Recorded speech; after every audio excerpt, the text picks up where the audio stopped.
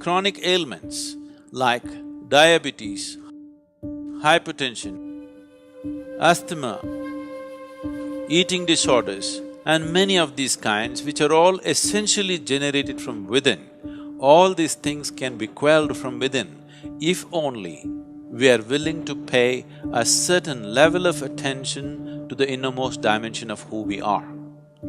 Inner engineering is a powerful process of approaching the inner core of who you are in a scientific manner, and this is definitely a way to create a healthful life. Up until Shambhavi in January 2021, I've just been living with pain in the body. The first result I'd like to point out about Shambhavi Kriya is that it's had a tremendous effect on my physical well-being. Somehow, some way, I don't know the science behind it, but it's keeping me free of pain. Being able to sit without noticing my body for long periods of time, that has just had tremendous impact on my mental and emotional stability. Recently, these papers have been published, maybe you already read it. A certain group of scientists and doctors in United States, from Indiana University, some from Harvard University and Florida, they studied people who've been practicing inner engineering. The genetic tendencies are changing simply with the inner engineering practices. So they recorded all these things, the biomarkers and everything. One thing that determines the nature of your experience and your mental and emotional condition is what is called as BDNF, that is brain-derived neurotropic factors.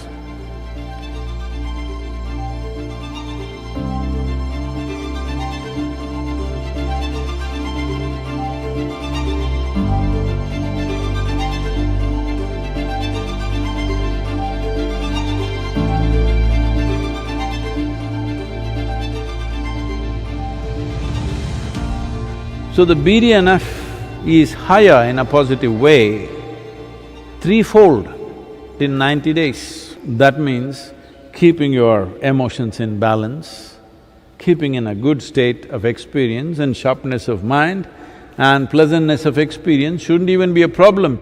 There is another dimension.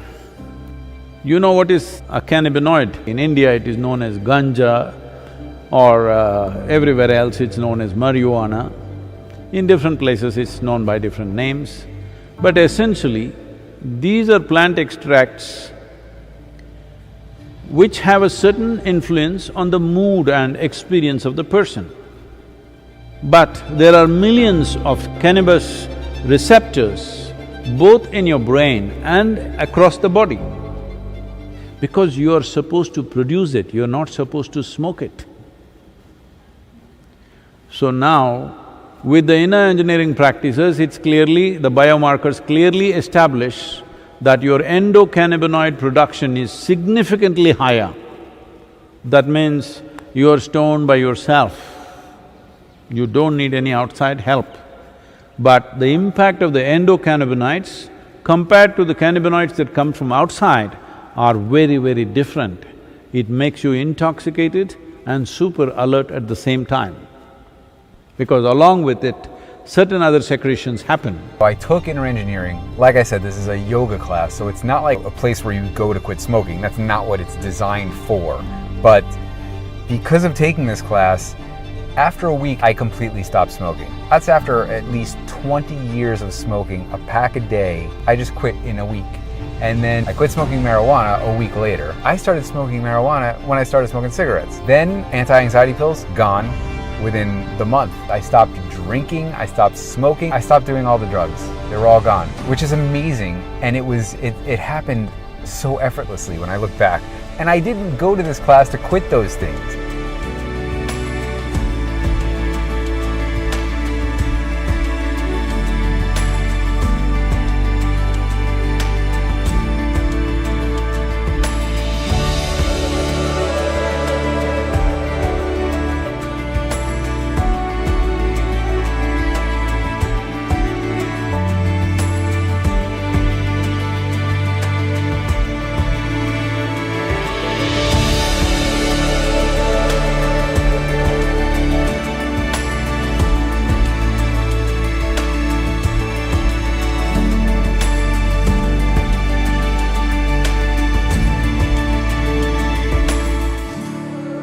genes which are fundamentally responsible for your immune system are also highly enhanced. So, from the laboratories in America, from the top universities in America, it's coming that clearly they're saying 220 genes which activate your immune system, they're all elevated because of the practice. You didn't drop from heaven, as some people believe. You evolved the qualities of an amoeba, an earthworm, a grasshopper, a buffalo, every kind of beast that evolution went through. Elements of those qualities are still with you. So, these are all compulsive tendencies. The evolutionary process, the modern neurology recognizes that there is a part of your brain which is reptilian, which is approximately the size of your fist. That means it's at that stage of development, which is instinctive and does things in a certain way.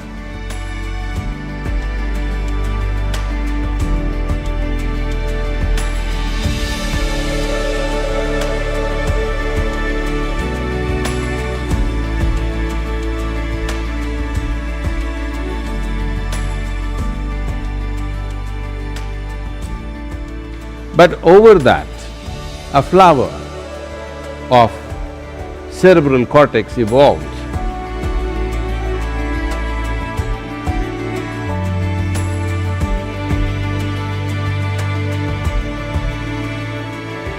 Which is a happening which happened after human spine became erect.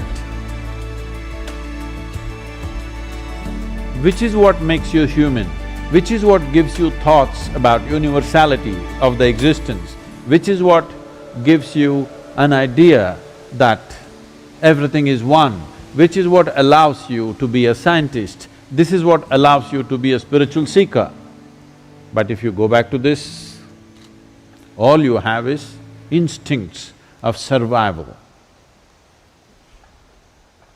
So the entire process, the human effort through education, through spiritual process, through meditation, everything is to move away from this and function from the outer dimension, which is a more recent happening, but this gives you a sense of seamless way of approaching life.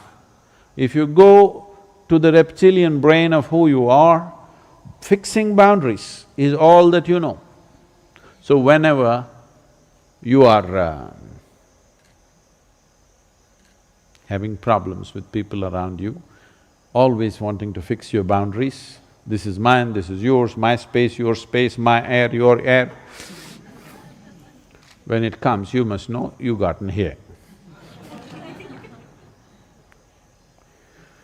Now the spiritual process, the yogic dimension is looking at how to make this, because if you function only from one aspect of your brain, it'll work, but not enough, you're not using all of it. There is evidence to show that the reptilian brain can become more transparent and starts communicating with the outside part of the brain.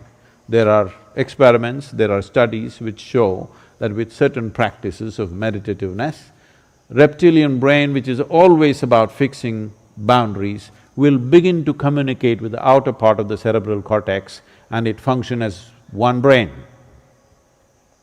So I don't know if you should. The flower should open up, and that is why you will see all the imagery in the yogic culture, flower, flower, small flower, small flower, small flower, big flower. It opened up.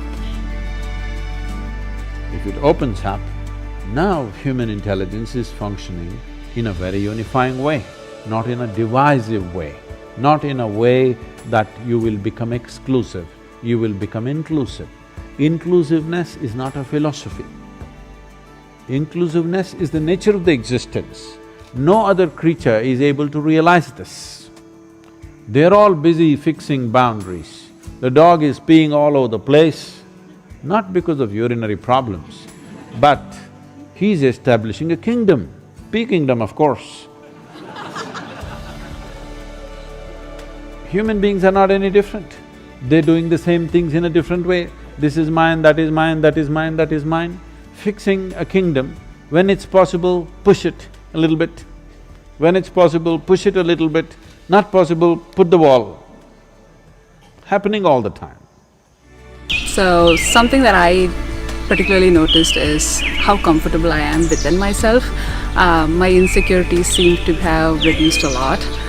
My relationship with others also had improved significantly. I think I became more inclusive than what I was before.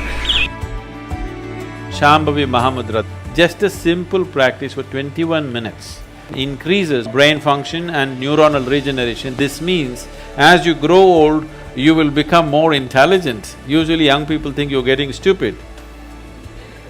Yes, your brain is actually growing, you understand? It's getting better by the day.